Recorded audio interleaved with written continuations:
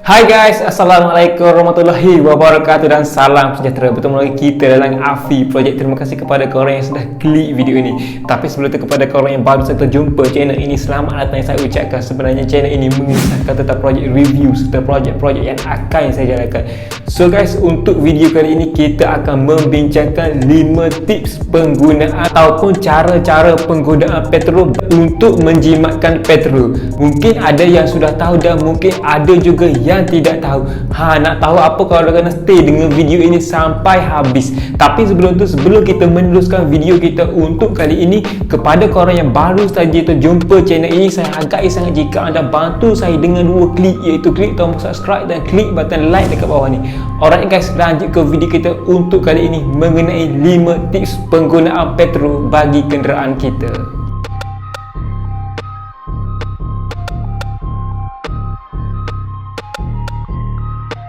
Alright guys, so dalam video kali ini kita akan membincangkan 5 cara-cara ataupun 5 tips bagi menjimatkan bahan api ataupun petrol kenderaan kita, terutamanya kenderaan yang digunakan secara harian ataupun daily use dan kenderaan yang digunakan secara long distance ataupun perjalanan yang jauh. Mungkin 5 tips ini berguna kepada kita semua bagi menjimatkan petrol. Alright guys, so jom kita pergi kepada topik utama kita. Pertama,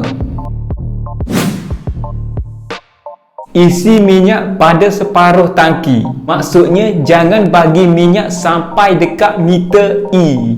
Ini kerana tekanan dan gas pada minyak itu akan berkurangan dengan cepat jika separuh daripada tangki kenderaan kita. Jika korang perasan, jika minyak kereta kita berada di tengah-tengah ataupun half, dia seolah-olah terasa cepat sangat turun berbanding yang mana kita isi full tank. Seeloknya isi penuh selalu. Kelebihannya, jika kita isi penuh selalu, tangki kenderaan kita tidak mudah berkarat. Kedua, jaga penggunaan angin tayar. Sebenarnya penggunaan angin tayar ini agak penting sekali bagi kenderaan kita yang mana untuk menjimatkan bahan api. Tak kisahlah tayar nipis ataupun tayar tebal, bila tekanan angin berkurangan, enjin akan bekerja lebih kuat sedikit berbanding sebelum ini.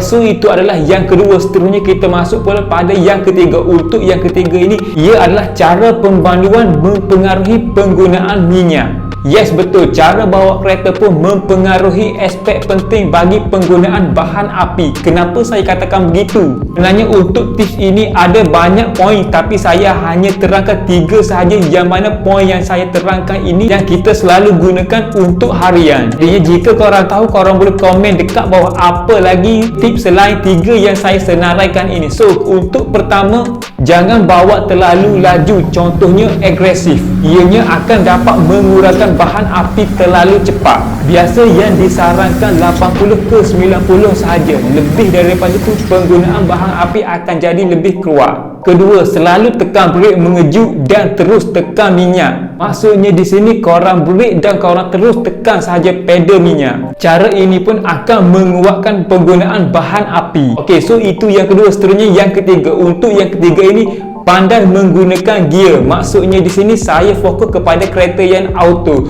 So untuk yang kereta yang auto, untuk kereta auto pandai guna mode D3. Kalau kereta baru sekarang dia ada semi auto ataupun kita panggil manual mati. Kenapa saya katakan pandai guna mode sebegini? Sebab jika di jalan yang tidak rata, contohnya bukit ataupun jalan yang curam, jika kita menggunakan gear biasa, mungkin gearbox lambat sikit untuk bertukar. Jadinya daripada sinilah akan berlakunya penggunaan bahan api terlalu kuat. Alright guys, so itu adalah tip cara pemanduan ataupun 3 tips cara pemanduan yang saya boleh kongsikan kepada kita semua. Seterusnya kita masuk pula kepada yang keempat, yang mana 5 tips penggunaan minyak. So untuk yang keempat ini, ia adalah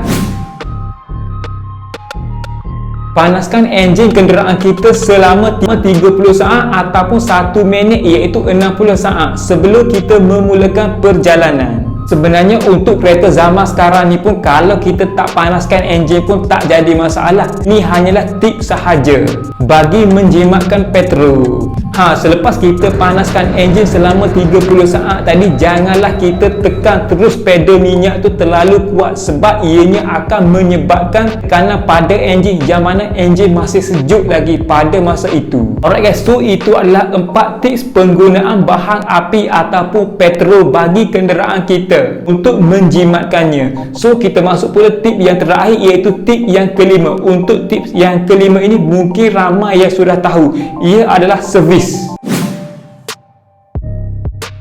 Ia adalah servis secara all time. Pastikan servis menepati masa, terutamanya penukaran minyak hitam. Untuk servis ni saya hanya fokuskan kepada penggunaan minyak hitam. So untuk penggunaan minyak hitam ini, guna minyak hitam yang bersesuaian dengan kenderaan kita. Contohnya 10, 30, 20, 40. Tengok pada kenderaan kita yang mana yang bersesuaian. Sebab jika kita gunakan minyak terlampau pekat, enjin akan menjadi berat. Sebaliknya, jika kita gunakan minyak terlampau ringan, enjin akan mudah berbunyi.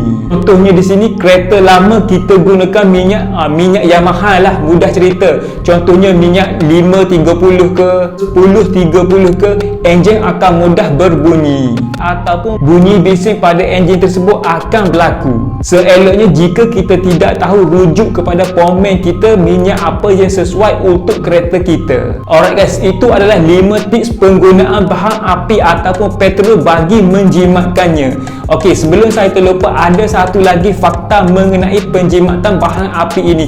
Ia adalah sport ring. Betul, sport ring. Kenapa saya katakan sport ring? Penggunaan sport ring terlampau oversize. Contohnya, kita gunakan sport ring yang besar pada enjin yang kecil. Contohnya enjin 1.3 liter NA. Ianya akan menyebabkan kereta itu mudah knocking. Jadinya ini pun salah satu menguatkan penggunaan bahan api ataupun minyak. Kalau nak pakai, boleh pastikan enjin itu ada dengan sistem bantuan lain. Contohnya turbo ataupun supercharge. Sebab jika kita pakai ring kecil pada enjin yang sudah ditambah horsepower, benda itu pun satu safety kepada kereta kita. Satu lagi, kelas pun akan mudah habis jika kita menggunakan ring terlampau berat. Tambah lagi ring yang tidak tahu daripada jenama apa. Alright guys, so itu adalah 5 tips yang saya boleh kongsikan kepada kita semua mengenai penggunaan bahan api ataupun cara-cara menjimatkan bahan api.